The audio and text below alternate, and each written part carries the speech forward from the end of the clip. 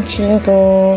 Welcome to my YouTube channel. Meron tayong lumating galing sa Shopee. Ngayon lang siya nakapunta dito sa bahay. Kaya babuksan na natin kung tama ba yung kulay na tumating. Sorry. Kaya babuksan na natin ngayon. Kamsahamnida.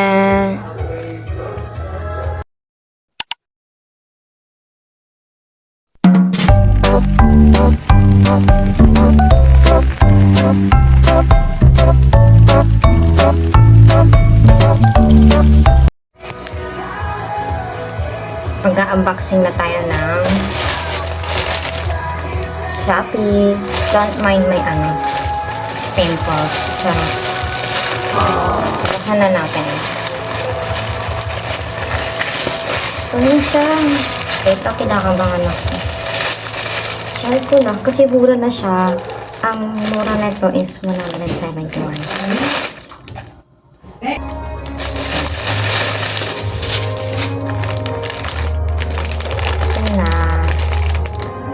Thank you kay Kuya. Kamsahamnida.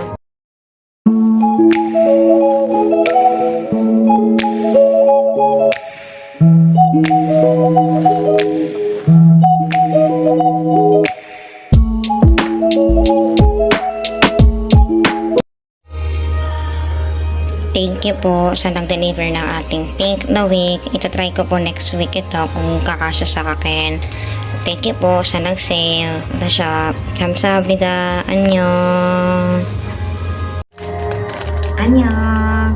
I'm back. Inayos ko lang yung ilaw para maliwanag talaga. Ito na yung wig na in-unbox ko kanina. Nag-sale kasi siya. Dapat 200 po nangyari.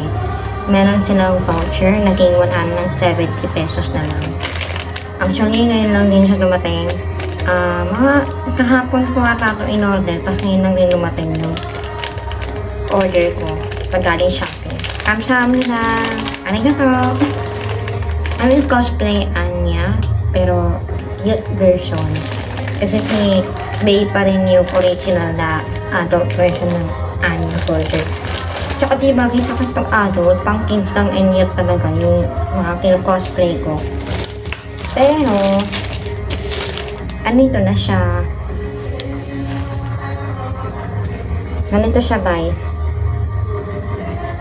Ganito, diba? Ayusin natin.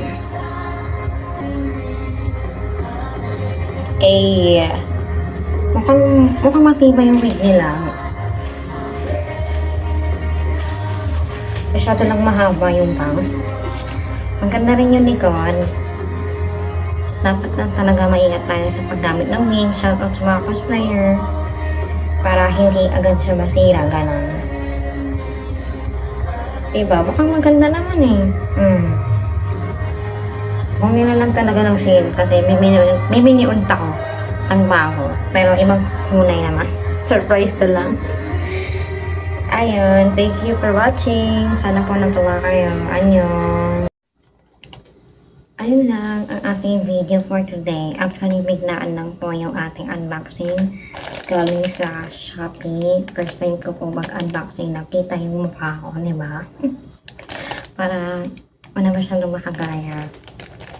Be creative pa din pagdating sa pagka-unboxing. Dapat may sarili kang talent, wag copycat, and be creative and unique. Unique meaning nakakaiba dapat. Yung hindi ka kayang gayahin ng ibang tao. Yun lang. Thank you ulit sa mga nanood.